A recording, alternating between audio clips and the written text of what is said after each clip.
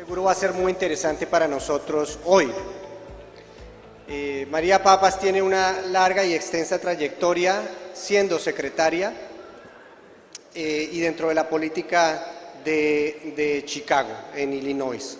Así que les agradezco a que la recibamos con un fuerte aplauso.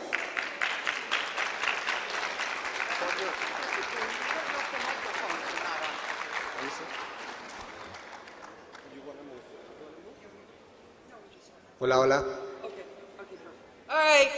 Hey, you guys that are drinking coffee, come over and sit down. And quit talking, because this is going to be fun. Okay. If you don't have microphones and you need it translated, there are 50 over there, so I suggest that you go and get them. So, my name is Maria Pappas. I am a 74-year-old gray-haired grandmother who's been doing this for 32 years in what is the county of Cook. It is approximately the 16th largest country in the world because under us sit 2,500 governments. So what do? We have the largest public hospital system in the world. We have the largest jail system in the world.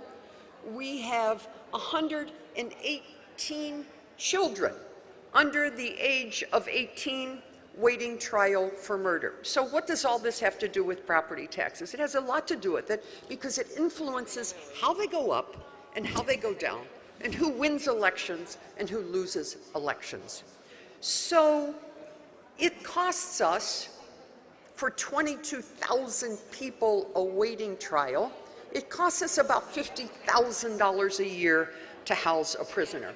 In Cook County, the food contract for prisoners alone is $30 million a year. And there's several elected officials. There's 17 elected officials who govern the county, and then there are elected officers. We manage the largest court system in the world. There are 365 judges that don't do anything except listen to criminal cases and civil cases. We also manage the forest preserves, which is 68,000 acres of property, the botanical gardens, the zoo, which is really fun.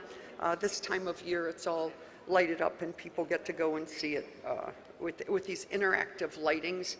And the entire criminal and medical justice system. So if anybody wants to do anything in the United States, they come to Cook County because Cook County is the demographic that is really expressing what's happening in America. And for Latinos and Hispanics, you must know that it is important that the African American population in Chicago in the county of Cook has decreased and the Latino population has increased, which has extraordinary implications for the next election in May. And we're going to talk about that in a little bit. So, you know, I've been here, like I came last night, and we had 14 of these countries, and Michael and the OAS came to Chicago, and we talked to them about what we do. But last night, everybody's saying to me, what's going on in Chicago? So, the most interesting and newsworthy thing that is happening in our city, which is going to affect what happens nationally, is a new law which is called no bail bond. So if you commit aggravated battery, aggravated driving under the influence, arson, burglary, drug-induced homicide, kidnapping, robbery, second-degree murder, or threatening a public official, you can go to court and there will be no bail. In other words, you don't have to pay any money to get out of jail. You're free. And this has caused a lot of havoc. Isn't she beautiful? I used to look like that. So you can get out of jail immediately. You can get out of jail immediately. And this has caused huge problems in the city because the city as you see with the current elections, the Biden and Trump factions, they're divided. And how is it divided? There is a progressive movement which is defund the police officers, and there is another movement which says we need more police. What's happening currently is there is a stand down, and all of this affects our property tax system because it has to do with money. The stand down is the following. There is a shooting, and the police don't show up until all of the shooting ends. It's called stand down. And the third thing that is dramatically affecting us is the number of new cannabis shops. So I'll give you an example. I'm Greek, yo soy griega, and on Halsted Street, there are a number of Greek restaurants. So one of the Greeks who died, his son didn't want to take over the business, and he sold the property, and the property is now a cannabis shop.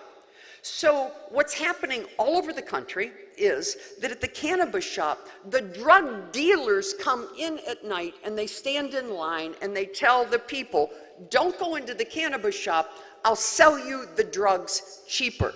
And it's created a war zone between gangs and legitimate cannabis owners. And as a consequence, the Greek restaurants that used to be open until 12 and 1 o'clock at night, they all close at 9 o'clock. Because of the gang activity. And you see this happening in neighborhoods throughout Chicago. There is a website. I suggest that you have friends or relatives in Chicago. You go to it. It's called CWB.com. CWB.com, Chicago. It's an amazing website because the news media who have an interest, who have an avid interest in promoting business in the city and getting Sterling Bay and various companies to stay in the city, are leaving. And so what they do is they talk to the major news media and tell them, don't print what's happening. So what's happened is there's an alternative website, it's CWB.com, and on this website, you get the truth about what's really happening with regard to crime. So, I'll tell you a funny story. I live in the Ritz-Carlton in Water Tower. And at 3 o'clock in the morning, there's some people in the lobby, and 3 guys came in, one with a rifle and one with 2 guns, and they tried to burglarize 2 people that were sitting in the lobby. They got away, they went to their rooms. The 3 guys went outside, they carjacked a car, drove to Lakeshore Drive, wrecked the car, left the car there, ran around, found another car, escaped, and the police showed up at Water Tower an hour and 15 minutes later and went to the room of the people who were burglarized, and the police said, have you been bodily harmed? And they said no. And they said, well, if you haven't been bodily harmed, then take an Uber to the police station and report the crime. This is happening all over the city because everyone who is in office wants to say that crime is reduced. So you have the police in charge not reporting. That incident was never reported. It was reported on the alternate website. Yesterday, an African-American minister, and there's a group called Black Men United. Black Men United is very, very strong in Chicago right now. It is 75 men who combined spent over 150 years in jail for rape, murder, robbery, and burglary. They are still connected to the gangs, but they have created an organization where they go out into the community and are doing good work. And I am very close to them. We have an organization, and I think we can get some stuff started here in Mexico if I can just get the right cities, or any South American countries for that matter. We are connected with an organization called Vision America.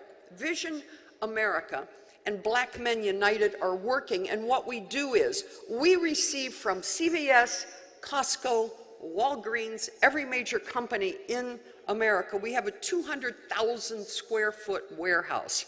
And what we do is we receive products from them. They send us products as tax exempt. So we just sent furniture, television sets, sanitizers to the Ukraine.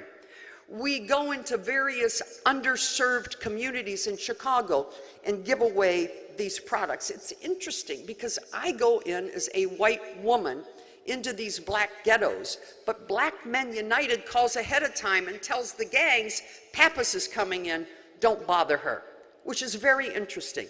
You have to know when you're in politics who you associate with today that makes your life safer. So if you get to come to Chicago, I would love to take you into the African American neighborhoods. My office, and I have been there since, in politics since 1998, I have an unusual background. I grew up in a town of 2,000 in Wheeling, West Virginia, which is like a ghetto. It's like a ghetto. It's a coal mining ghetto in West Virginia. And in 1972, I left and I went to Chicago and I got a PhD in psychology, because in those days, women couldn't get into law school. So I spent 10 years doing that.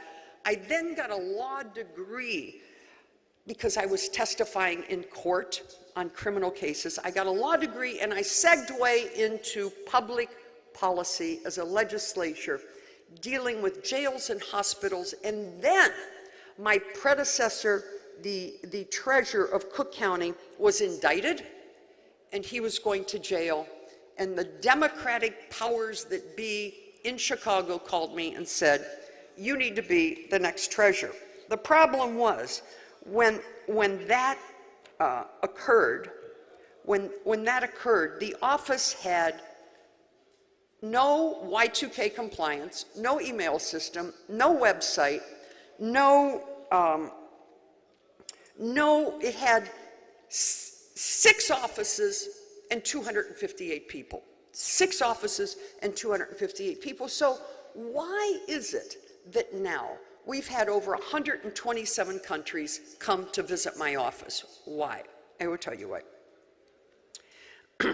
We are now operating with 59 employees in one office. 59 employees in one office. And I'm going to go through state of the office in a minute and tell you how we were able to downsize and why.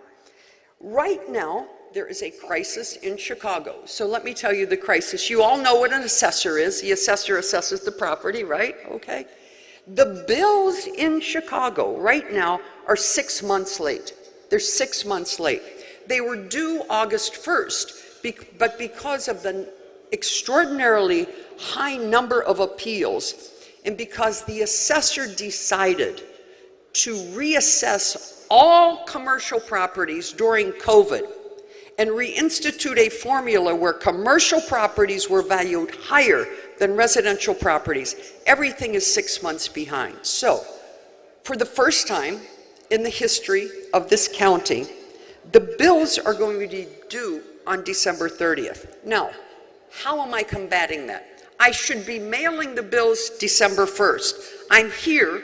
I probably have to leave on Thursday because Thursday morning at 6 o'clock, the bills won't be received in the mail until December 1st. But at 6 o'clock in the morning on Thursday, all 1.8 million parcels go online in my office, and I make an announcement that anyone who wants to can go online and pay, can pay on the lockbox, can come to my office. So this is good, and it's part of the technological advances that we've made. You know, when you're in government, it is impossible not to have employees who undermine you. It is impossible to have employees who don't steal. So I want to briefly tell you a story. I was lecturing in Lithuania, and my chief called me and said there's some funny activity on someone's computer, because we have about 200 cameras monitoring everything that's going on. So I said, call the federal government, and they came in. They removed his computer. They took and they said, we're taking it to an undisclosed facility. And after they got to the undisclosed facility, they realized that he took $5.5 million worth of live checks in the office, and he refunded them, sent them to a guy who was going to collect 40% of the $5.5 million because it was inside information. There's another incident. I was in a yoga class, and I'm working out, and all of a sudden the phone rings, and they said, you've got to get to the office, the website's slow. I'm like, really? It's slow? Well, when you do what I do, you know it's slow because somebody's inside there. So again, by the time I got to the office, which was 5 minutes later, there were 17 FBI agents in the office. And what happened? They said, we're taking the computer and we'll call you in 10 minutes. They take the computer, they leave, they call me in 10 minutes and they said, you have a professor from the University of Chicago who's Chinese, who's inside your website. I'm like, seriously? They said, yeah, he's downloading everything that you have. The numbers that you have, the addresses that you have. I said, well, what are we going to do about it? They said, well, we can't tell you what we're going to do. So for 3 weeks, they monitored him, they followed him, and I'm telling you this because if you think that anything that you do on your computer is confidential, it's not. I have had to use the federal government to come in so many times when someone's stealing or trying to take something from me. So at any rate, they came back in 3 weeks later and they said, we've solved it. We can't tell you how we've solved it, but we have a similar problem in Florida, and they left for Florida. I make about $125,000 a year for what I do. That's nothing. I could be a CEO and making more than $500,000. But my top deputies make between $185,000 and $200,000. Why? Because it's COVID, it's post-COVID, everybody's poaching employees, and it is impossible, almost impossible to keep someone who you say must come to work 9 to 5, because the new slogan in America is work from home. Most government employees in the city of Chicago and Cook County are not in the office on Friday or Monday. They just don't come in. They only work 3 days a week, and the tragedy is that all the restaurants in Chicago now in the business district are closed because they just don't want to work 3 days a week, so everybody's eating in cafeterias. You know, you have to know when you're in government, or if you're working for someone in government, when to say no. You have to know when to say no. So I'm going to give you an example. I just finished an election.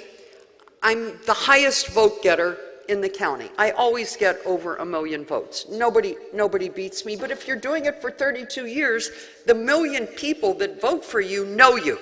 They've met you.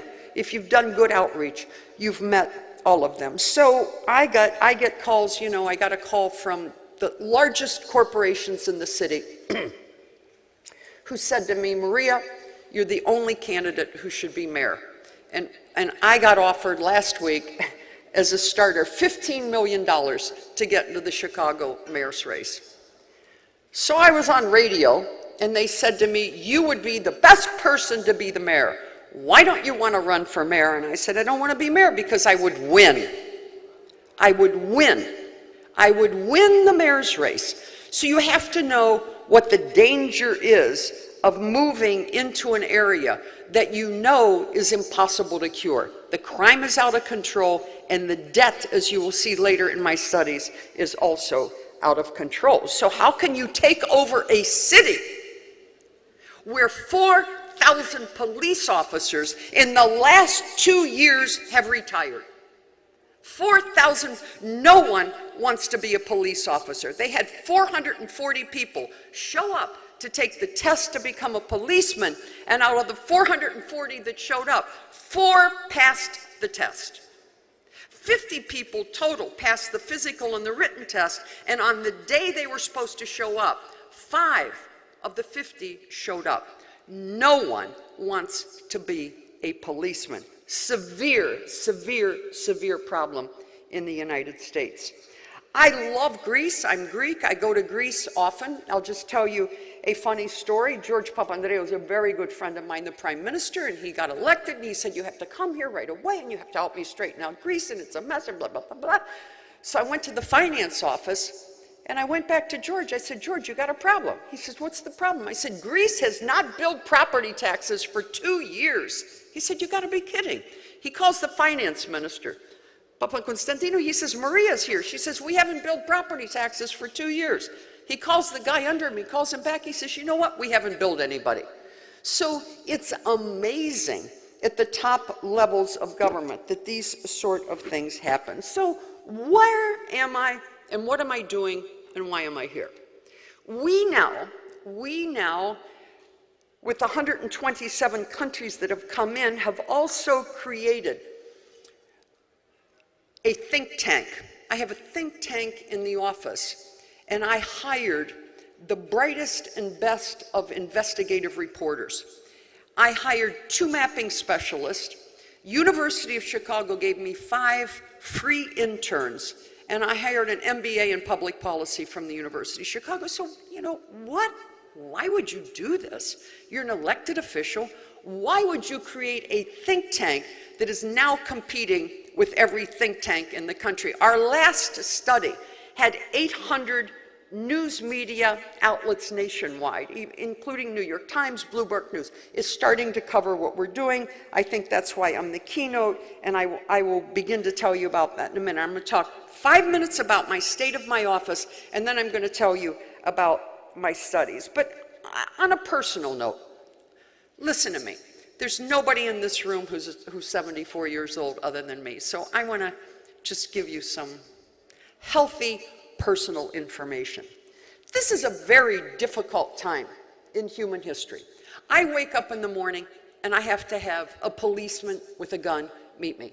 I don't go anywhere unless I have 1 or 2 policemen with me, because the situation in Chicago has become immensely dangerous. And it's not just that somebody like the lady in the gold sweater says, I'm going to come and shoot you. It's the stray bullets. It's the stray bullets that are happening, which is frightening. We live in Water Tower, Pearson in Michigan, the most renowned building in the city of Chicago, and we cannot go outside at night.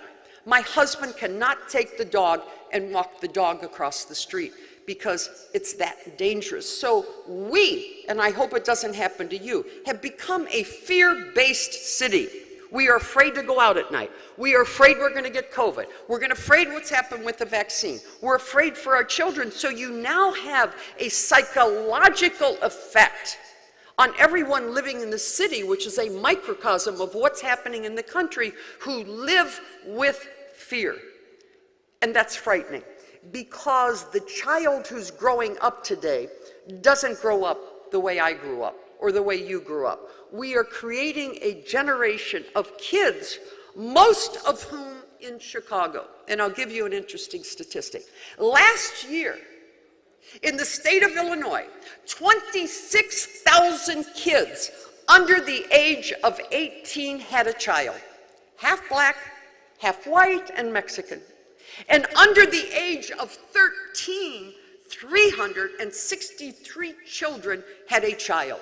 So you have to ask yourself, what's happening? I did a study years ago, which you can find on the internet. We are creating, without realizing, a cycle of poverty and crime. You have a 13-year-old who gets pregnant. She drops out of school. There is no father in the home because, unfortunately, we reward mothers in America.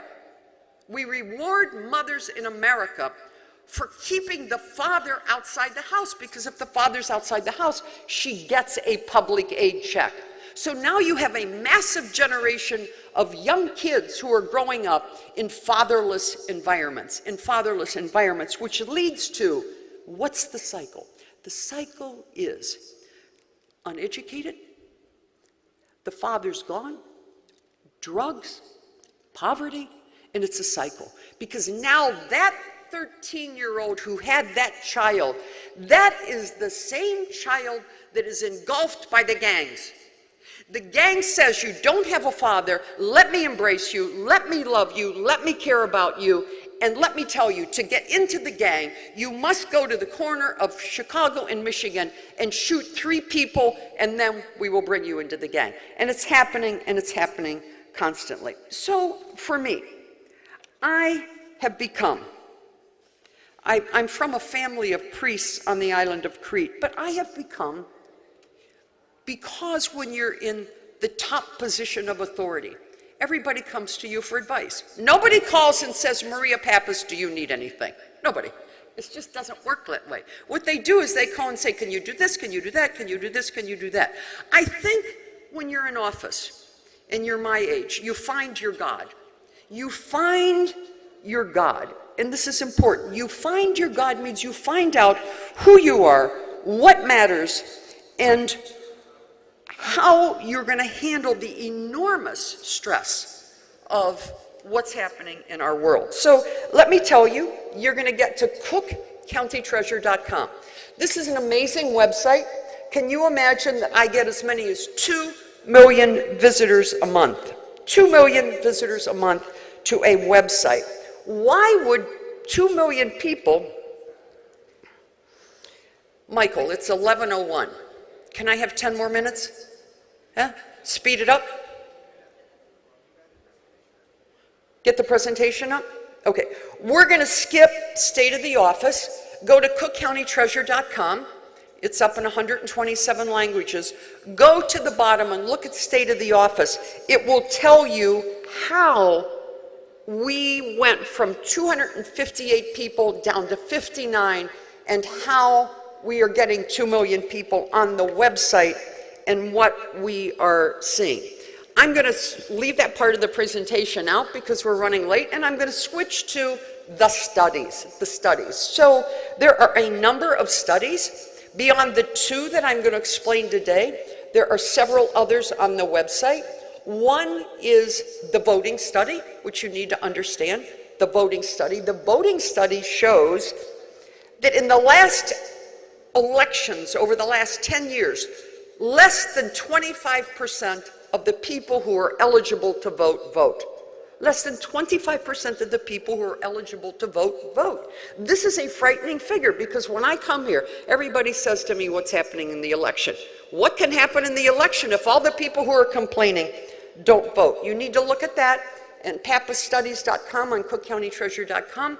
You also need to look at the 20-year history of property taxes, and then there is a debt study, Listen to me. This is one of the most important studies that's been done nationwide. We take all 526 governments and we show the unfunded pension liability. The unfunded pension liability for the 526 governments in Cook County is about $186 billion. Why is that important? It's important because whoever comes into office, before they can build a road or a school or a police station, they must first feed in to the pension system. So let's talk about my latest studies. This is the first one. It's redlining. Okay, we're going to give it to you in Spanish. Okay. This study started with mapping scavenger properties. Every 2 years we sell things that are delinquent. Every year we sell tax properties.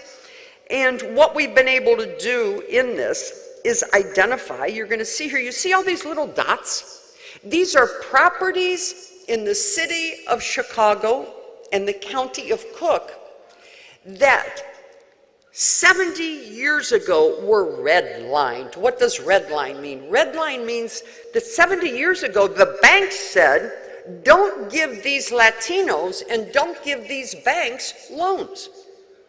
So now you have no generational wealth because these little dots are the same dots that show that the properties 70 and 80 years ago that weren't given loans are now abandoned commercial properties.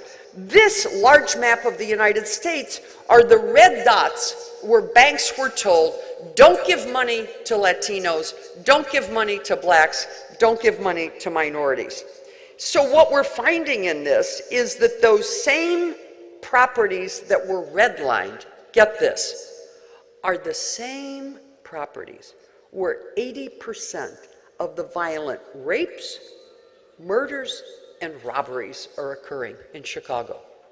The abandoned properties that were redlined. Additionally, the same properties that were abandoned and redlined are the same properties that 400,000 African Americans and Latinos have left the city. Why? If you have a kid who's 3, do you want them in a neighborhood that has 80% of violence? And it connects to redlining. It connects to redlining. If you look here, you'll see that the pink or red areas are the most hazardous areas. I don't have a lot of time, but we're going to go to a page here that says in years ago, they said, it is unthinkable that we sit by and let the north side, where I live, a white area, one of the finest in the entire world, to be occupied by a alien race. In other words, don't allow blacks and Latinos to move into white neighborhoods. So what does this mean? This is a loss of generational wealth. There aren't many Latinos who own homes. There aren't as many blacks who own homes, because when they did get the opportunity to own a home, what happened was they couldn't afford the high interest rates, and they defaulted, and the bank took these properties back. So these are all maps of what happened. When we did this study, you know, when you do a study, you can't just do Chicago. If you want national press, we also did Philadelphia and Detroit and showed that the same thing is happening there. So we are making recommendations. We are making recommendations to the state legislature to change these things, but we could have never gotten the state to make the changes unless I had had this team of reporters working on this study, which is actually a 40-page in-depth study. And believe me, it's had major implications. Bloomberg Tax Service, New York Times, Associated Press, they're all running this story because the buzzword is equity. Right now, it's about equity and who has equity and who doesn't. I'm going to move on because we're short on time. The second study that we did is an amazing study.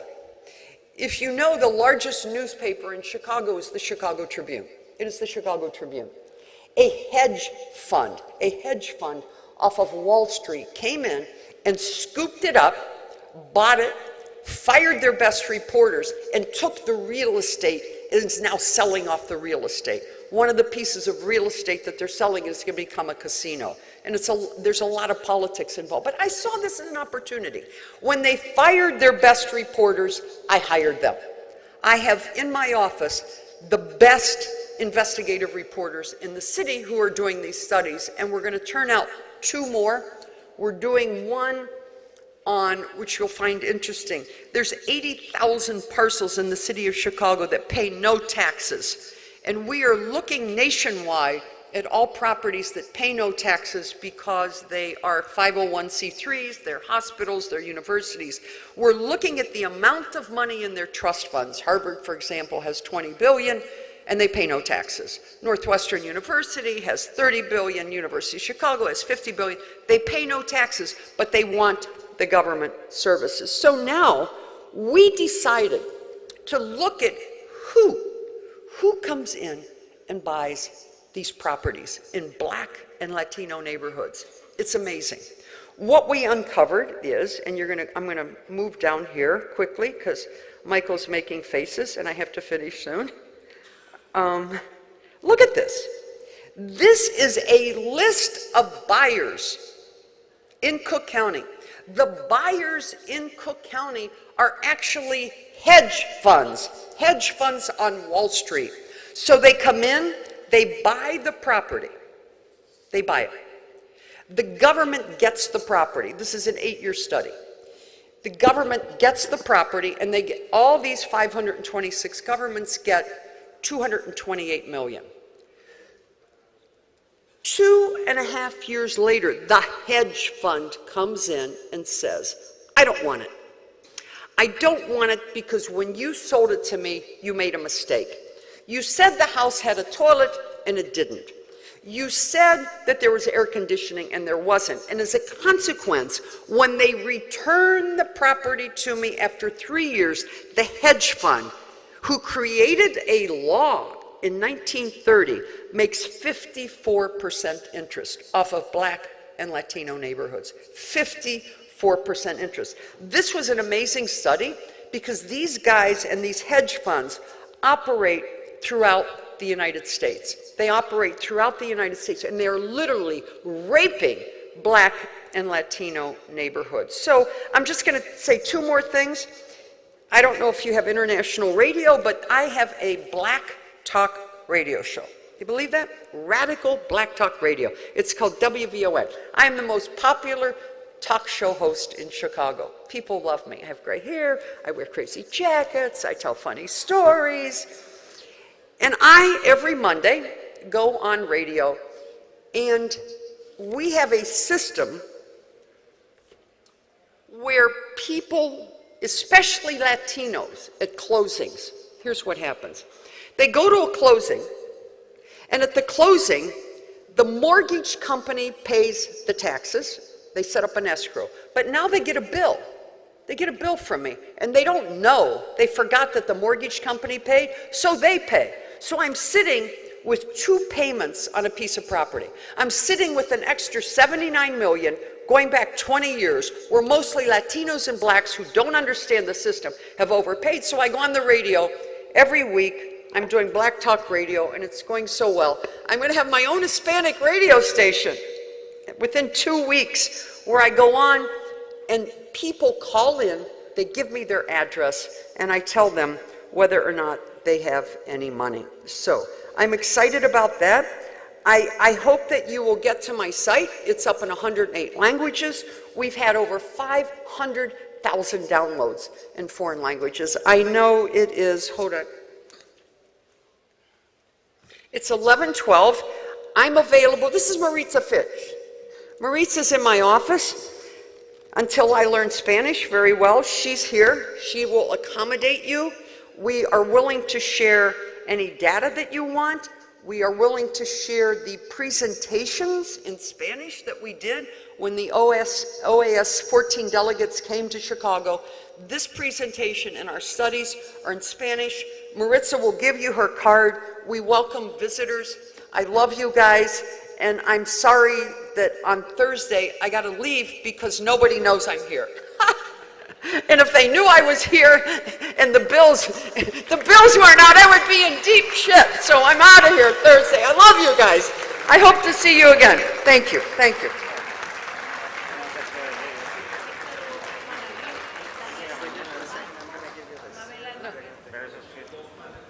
Quiero agradecer a la secretaria del Tesoro de Chicago, María Papas, de parte de los organizadores de esta cumbre. Los invitamos a conocer en detalle la información que nos deja. Esta presentación que ustedes vieron la pueden encontrar en la página web. Tiene muchísima más información de los estudios, pero en esta sesión en particular del uso y aprovechamiento de los datos catastrales y registrales, pudimos ver tan solo una pequeña muestra. He's telling you how wonderful I am. They want a coffee break. So. Solo una pequeña muestra del uso de la información catastral y registral en Chicago. Entonces los invitamos a verla. Pero on behalf of the organizers, Maria Papas, we're glad to have you with the network here with us up to Friday, Thursday, right? Thursday. So here's a token of appreciation for you. Thank you. Yeah, let's take a picture.